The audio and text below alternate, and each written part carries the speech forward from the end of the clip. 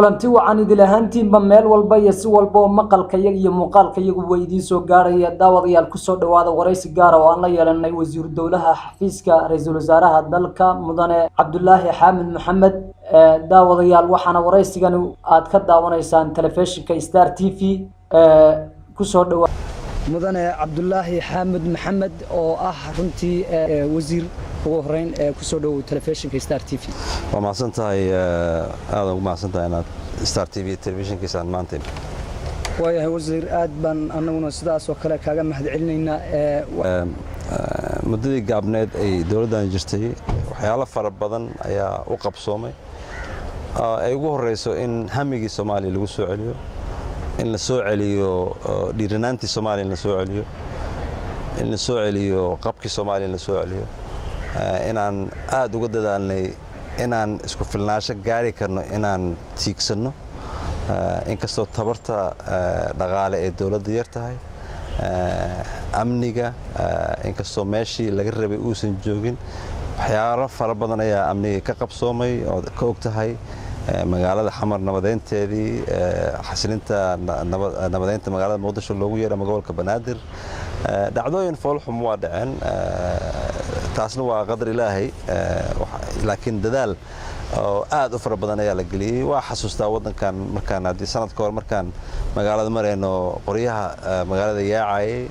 ay kuma yihiin qoryaha waaweyn oo dhashiikayaasha in mudane wasiir bal waxaad noo sheegtaa wixii idin qabsoomay intii aad xafiiskaaga hadda aad joogtay muddada 9 bilood ku dhaweyd ee aad xafiiska joogtay ومعصنتهاي dadka lagu waardiyeyn jiray askar fara badan oo xabado jidad ku furnaysan ay jireen haddana waxaan aad ugu faraxsanahay in aad magaalada Muqdisho aad ka dareemayso in aadan u baahnayn tiro noocaas oo askar inay ku wado soo amnigii wax baa laga qabtay dhaqaalihii wax badan baa laga qabtay ay ugu horeyso hadda in kulankii ugu dambeeyay ay IMF ta la yeelatay dawladda Soomaaliya hadda ku soo gabagaboway magaalada Nairobi in dawladda Soomaaliya la siiyay in ay dadaal fara badan oo ay soo gashay oo u furaya jidadkii caalamka ay ama deemanka loogu deyn lahaa ama deeqaha ay iyada maamulan lahayd ilaa Soomaaliya waxa la soo geliyaa dhowr bilyan oo dollar baa soo gashay laakiin waxa maamula hay'ada aan dawlad ahayn si dad badan ay noo soo gashaa marka waxa lagu dadaalayay in horta la xoojiyo in aan anaga dhaqaalaha Soomaaliya ama loo soo yabooday ama iyada ay sameysatay inay iyada maamulan karto waan gartay mudane wasiir aad baad u mahadsantahay dadka qaar baa si fiican ugu cadeyn mudane wasiir xafiiskan aad ku magacaaban tahay bal arintaas sharaxaad naga sii xafiiska wasiir dowlaha xafiiska ra'iisul wasaaraha waa xafiis muhiim ah dawladii anaga naga horeeyay waxa jiri jiray 3 ama 4 wasiir dawlo ayaa qaybo kala duwan u hayn jiray ra'iisul wasaaraha si ay uga xigsadaan shaqooyinkaas ilaa ra'iisul wasaaraha waa qof shakhsi adigoo kale waaye inta baaxad leeg oo shaqooyin yaala wadanka kaligiis ma wada qaban karo marka xafiiska wasiir dawlaha waa xafiiska u dhaxeeya ha noqoto maamulkii xafiiska iyo ra'iisul wasaarihii ama ha noqoto wasaaradihii toos kula soo xiriir lahaay oo shaqooyinka ka wada dhaxeeyeen iyo ra'iisul wasaaraha laftiisa dabcan waxa jira ra'iisul wasaare ku xigeen oo anigana aan wada shaqeyno shaqooyinka wada qaybsano laakiin xafiiska ra'iisul dawlaha waa xafiis aad muhiim ugu ah maamulka iyo baahinta shaqooyinka xafiiska ra'iisul wasaaraha waan gartay mudane wasiir aad baad mahadsantahay dadka qaar baa waxay kugu xantaan mudane wasiir in aad maaragtay ka awood sareyso wasiirada qaar arinta bal ma isku aragtaa oo go'aamo aad soo saartana si dhaqso ah dhaqan galaan wasiir ka sareeyo ma jiro wasiirada waa dad wada shaqeeyo ay wada shaqeyn ka dhaxayso anigana waxaan kamid ahay teamkaas la shaqeynaya ra'iisul wasaaraha oo 60 iyo dhowrka qofka ka kooban nimba waxba u xilsaaran yahay inuu ka shaqeeyo aniga waxaan u xilsaaranahay qaybteyda aniga igu aadan ayaan ka soo baxaa qof ku muhiimsan ma jiro qof ka weynna ma jiro annaga wada shaqeyna naga dhaxaysa xafiiska annagana waa xafiis muhiima oo isku xirkaas iyo dabagalka shaqooyinka wasaaradaha iyo fulinta waxyaalahan laga doonayo inaan dabagal ku sameyno anigana hadda taa waan u gudageli doonaa wasiir bal dhinaca kale waxaad nooga warantaa shaqada xafiiska ra'iisul wasaaraha waxyaabaha sida nolol maalmeedkiina aad u qabataan xafiisku waa baaxad weyn yahay qaybo kala duwan ayuu leeyahay waxaa jira qaybta xogayaha joogtada oo maamulka u qaabilsan wuxuu leeyahay xogayaha joogta ku xigeen uu leeyahay agaasimayaal waaxyeed baa jira sida wasaaradaha u dhaqmaan waaxda shaqaalaha aan leenahay agaasimaha waaxda maamulka iyo lacagta aan leenahay marka waxaasoo dhan waa horta xafiis ahaan baan u shaqaynayo kamana duwanina xafiisyada kale ee shaqada aan qabanno ayaa xoogaa yar ka ballaaran tan xafiiska isaga ku kooban marka waa xafiis shaqo oo sida xafiisyada kale looga shaqeeyo subax waan gartay wasiir Cabdullaahi Xamed Maxamed wasiir dowlaha xafiiska ra'iisul wasaaraha dowladda federaalka Soomaaliya waraysiga aadna siisay aad baan kaga mahadcelinaynaa inagoo su'aalo dhowr inoo sii harsan yihiin bal wax caqabadaha oo aad la kulantay oo aad noo sheegi kartaa ma jirtaa intii xafiiska ra'iisul wasaaraha mudane aad haysay Soomaaliya qofkii ku yiraahdo maanta caqabado ma jiraan horta waa qof iska riyoonaya caqabado fara badan oo ama siyaasadeed ama dhaqaale ama bulsho ayaa jira oo ku hor istaagan oo dawladda soo hor istaagaya ama shakhsiyan adiga ku soo hor istaagayo aad damacsan tahay wax ka qabato aad sida adiga aadan rabin wax uga qaban karin marka caqabadana ma dhamaanayaan oo waa sii korayaan markay dawladda baaxdo ay sii weynaatana caqabadaha waa ka sii badanayaan marka caqabad la'aan ma jirto marka caqabadaha waa kuwa haysta wadanka oo qof kasta ay tan ugu weyn anaga haysto waa arrimaha barakacayaasha yani dadka dhibaataysan arrimaha bulshada inay dawladdu wax ka qabato dawladdiina dhaqaalaheedii hadda ma gaarsiisna ta shakhsiyan adiga maaragtay kula kulantay taa wallahi tan ugu weyn waxaan dadka tan ay ka rabaan oo shaqasiinta ah marka dhalinyaro fara badan oo wax baratay ay jirto ku iimaanayso ku dhahaysa yani shaqaan u baahanahay haddana wasaaradihii iyo wali shaqooyinkii sidii la rabay uma furfurna marka aniga tan aan xoogaa aniga shakhsiyan aan jeclaan lahayn wax ka qabto caqabado igu noqoto waa shaqasiinta dhalinyarada aan aad u daneynayo waan gartay inta badan waxay wasiiradu lagu xantaa in ayna ku wanaagsanayn xiriirka dadka bulshada ay maaragtay ay u adeegayaan wasaaradahooda khuseeya bal adigu taa wasiirada ma ka bedelan tahay oo markay dadku dan ka yeeshaan xafiiskaaga dadka ay khuseyso horta anaga aan xanta meel iska dhigno xanta wax lagu shaqeeyo ma anaga dhabtaan haynaay aniga waxaan ogahay inay wasiirada dadaal fara badan juhdi fara badan ay geliyaan inay xaliyaan arrimaha bulsho ayaga ay la falgalaan oo ama ku saabsan wasaaradahooda hadday tahay wasaaradda beeraha waxay la falgalaan beeraley la falgalaan hadday wasaaradda arrimaha caafimaadka tahay waxay la falgalaan isbitaaladii aniga waxaan aaminsanahay wasiirada dadaalo fara badan ayay geliyaan inay la falgalaan bulshada ay mas'uulka ka yihiin ama u shaqeeyaan ilaa anaga dadka waxaan nahay shaqaalan u nahay bulshada anaga ma nihin wax kale shaqaalo waxaan u nahay bulshadaas inaan u adeegno annagana inta aniga aan aqaano wasiirada aan saaxiibada nahay oo golaha igula jira aniga mid kale waxaan ka ogahay in ay dadaal fara badan geliyeen hadda tii ugu dambeysay ra'iisul wasaaraha uu shacbiga la hadlayay waawgeed oo bishii hadda taariikhda hadda si fiican lama xasuustay lagu qabanayay airportka ogtiisa sahal area waxay ahayd waxyaalaha aan rabnay inaan bulshada la falgalno bulshada la hadalno u sheegno waxqabadka dawladda ay qabatay ra'iisul wasaaraha 4 saac wuxuu taagan yahay wasaaradahaas uu taagan yahay shaqaalaha wasaaradu la hadlaya bulshadu la hadlaya nin aniga hadda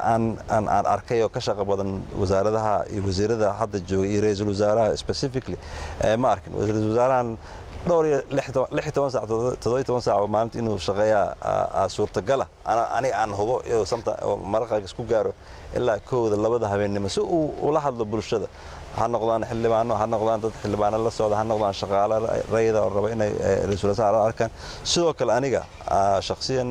saasaan u qaabilnaa qof kasta oo anaga aan la falgalno oo bulshada ka tirsan waan gartay wasiir waxaad sheegtay in caqabado tiro badan ay oo qaar ay ka mid yihiin dhinaca siyaasadda aad la kulantay bal kuwa iyaga wax ma nooga taaban kartaa iyaga caqabadaha siyaasadda ee kula soo gudboonaaday intii hadda xafiiska joogtay wallahi hadda Soomaaliya wax kasta waa siyaasadaysiin ciidamadii waa siyaasadaysiin maamul goboleedyadii hadda la dhisayay siyaasad baa ku jirta waxaan siyaasadaysan ma jiraba marka wax kastana waxay u baahan tahay in xal siyaasadeed loo helo ilaa wadanka 27 sano ayuu si toosan si dadban ay u kala maqnaayeen oo suun la soo fiirsanay marka wax kastana waxay u baahan tahay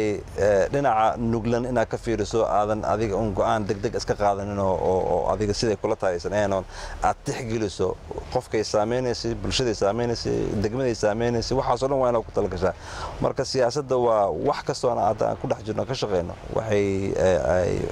salka ku hayaan si arrimo siyaasadeed waxay bulshadu isweydiiyaan dhawaan dawladda Imaaraadka Carabtu waxay xukuumadda ama dawladda federaalka Soomaaliya ay ku caawisay lacag aad u tiro badnayd oo ay ku sheegtay inay maaragtay lagaga shaqeyn doono dib u dhiska wadooyinka qaar iyo maaragtay iskoolaadka waxbarashada arintaas iyo dad in shaqo loogu abuurayo marka dadka shaqada loogu abuurayo ma dadka iskoolada dhisaya ma macallimiinba dadka shaqada loo abuurayo dadku uma cadee maxay yihiin shaqo abuurka la sameeyo waa bulsho nuuciyay maasadaas waa su'aal aad u fiican 200 milyan ay dawladda Soomaaliya la saxiixatay dawladda Qatar oo kamid ah in mashaariic horumarineed wadanka lagu sameeyo waxaan shaki ku jirin in annaga Soomaaliya 25 sano ay kaabayaashii dhaqaalaha ay baaba'een ay u baahan dib u dhis in lagu sameeyo sida wadooyinka oo kale iyo waxyaalahaas waa waxyaalaha fududeeya ganacsiga waxyaalaha fududeeya qiimaha jabiya ay badeecada kugu imaanayso marka in la sameeyo waa lagu qasbay marka adiga aad jid sameynayso waxaad shaqo u abuuraysaa dhowr sifay shaqo u abuurantaa waxa waaye kii gaariga wadayo carada keenaya shaqo keenaya kii injineerka ahaa wuxuu meesha shaqo ka helaya kii catering sameeynaya shaaha karinaya ama kafee keenaya shaqo ka helaya marka layers of waxay sameynaysaa shaqo abuura ma aha mid toosan kaliya oo qofka shaqada qabanaya laamiga saaraya kaliya waxay ku leedahay isfurfurid waxay furfurtaa dhaqaalaha lacagtaas ay dadkaas qaadanayaan waxay la tagayaan suuqyada la tagayaan badeecay ku iibsanayaan qofkii badeecada ama dukaankii lahaa ama badeecada keenayay wuu ka faa'iidaya asagii qof kale loo shaqeynaa marka sidaas waxaan leenahay in shaqo abuurku uu si dadban ugu baaxayo wadanka waan waxyaalaha ugu waaweyn oo dawladaha markay noocaan kala soo gaaraan theory waxa jira oo dhaqaalaha dadka barta ay bartaan aniga aan kamid ahay dhaqaalahan soo bartay markii dib Keynesian theory lagu yiraahdo waxa waaye markay wadanku uu burbursan yahay sidoo kale inay dawladda lacag fara badan geliso dhismaha kaabayaasha waa muhiim kaliya ma aha inay kaabayaasha la dhisaayo laakiin waxa la og yahay lacagahaas faraha badan oo beledka soo galaya ama magaalada soo galaysa ama wadanka soo galayo inay shaqo abuur toosan iyo dadbanba oo fara badan ay sameynayaan marka waxaas waa shaqo abuurka tooska waan gartay wasiir Cabdullaahi Xamed Maxamed waxa tahay wasiir dawladii xafiiska Prime Ministerka dalka gartay madaxweynaha dalka Mareykanka Donald Trump waxa uu dhawaan u saxeexay dawladda Israa'iil in caasimadeedu ay Qudus tahay dawladda Soomaaliya mowqifkeeda dabcan way cadaysay waa kii madaxweynuhu dalka Turkiga aaday ururada islaamka isku yimaadeen bal arinta wax xoga oo dawladda federaalkii go'aan rasmi oo cad oo aad noo sheegi kartaa oo bulshada la wadaagi kartaa oo jira ma jira Qudus iyo Falastiin waa sida anaga hadda taariikhdan ka baranay ay kutubadan ay ku qoran yihiin waxanaga noocad weeye on ka warqabno dawladda Soomaaliyana sida dawladaha Turkiga iyo kuwa kale oo islaamiga ahba iyaan mowqifkeeda ka taaganahay in ay tahay go'aan lagu degdegay waxa jira resolutiono ay UN ka soo saartay oo dhowr iyo 20 sano socday baa jira oo la leeyahay in hadii laga fursan waayo in Israel iyo Palestine inay Qudus ay noqoto magaalo u dhaxayso oo laba dawladood jaar ah ay noqdaan annagana wali mowqifkaas aan taaganahay in aysan Qudus galbeed iyo bari ay kala joogaan inaysan Qudus aysan ahayn mid u gooni kali ah Israel galo ognahay hada taariikhda si fiican u fiiriso in dad Christian xataa ay la degan yihiin magaaladaas oo ayagana qayb kale oo ayagana sheeganayo aaminsan inay Qudus tahay magaalo diimaha dhan ay ka soo wada farcameen oo ay u wada dhaxeeyaan annaga waxaan la qabnaa wadamada islaamka aan saaxiibadan nahay statementii ay dawladda soo saartayna waa statement mowqifkeeda cadeynaya in go'aankaasi uu yahay go'aan hadda aan u baahnayn lagu degdegay oo u baahan yahay in tala bixin iyo turxaan bixin fara badan la geliyo sidii dawladihii hore Mareykanka sameyn jireen inay meel dhaxdhaxaad ka istaagto way ku fiicnaan inay dawladda Mareykanka sameeyso marka annagana hadda midaan aan ku taageersanahay oo aan leenahay waa ku taageersanahay maaha mowqifkan waxaan la qabnaa mowqifka islaamka waan gartay mudane wasiir Xamuud hadda waxa tahay wasiir dawladda xafiiska ra'iisul wasaaraha bal dadka ina daawanaya waxaad bal adoo soo yara koobaya tarnoodkaaga maxalkii kugu sareeyay aad qabataa ma iyo dhinaca aqoontaada iyo bal dadka isku sheeg maxay wasiir Xamuud والله وزير حامد nin Soomaalinimada jecel waxaan ku soo barbaaray dhowr magaalo aniga Baydhabo aan ku dhashay markacadey meel yiraahdo xoogaa baan joogay aabahay deganaa beeraan ku lahayn yaan xoogaa ku soo barbaaray dushan aan u badnaa oo joogay qaybteedii dugsiga dhexe iyo sareba aan u badnaa kadibna waxaan aaday wadanka Talyaaniga oo aan waxbarasho sidaan kugu sheegay barashada sida duulimaadka diyaaradaha saan u soo barto aan subject aniga aan jeclahay waxa kadibna waxaan u sii aaday wadankaas Ingiriiska oo jaamacadda dhaqaalaha aan kaga soo baxay waxaan lahay magaalada London jaamacad ku taalo oo la yiraahdo School of Oriental and African Studies jagadan waa jagadii ugu weyneed aan qabtay jagada ilaa baabaxsha jagadan waxa loo qabanayo wadanka loogu soo noqday ma ahayn jaga qabas ma ahayn annaga waxaan soo celiyay waxay ahayd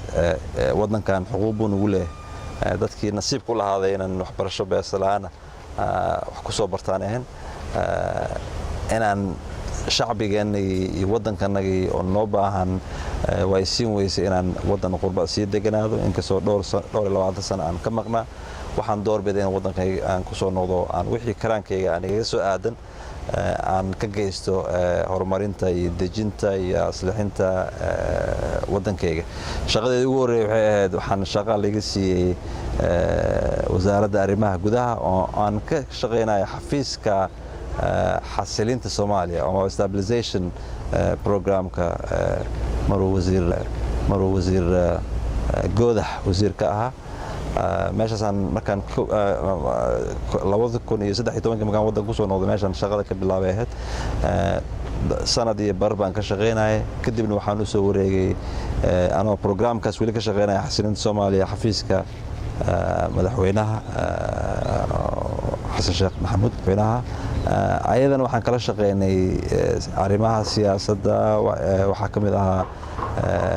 markii la aasaasay isutaga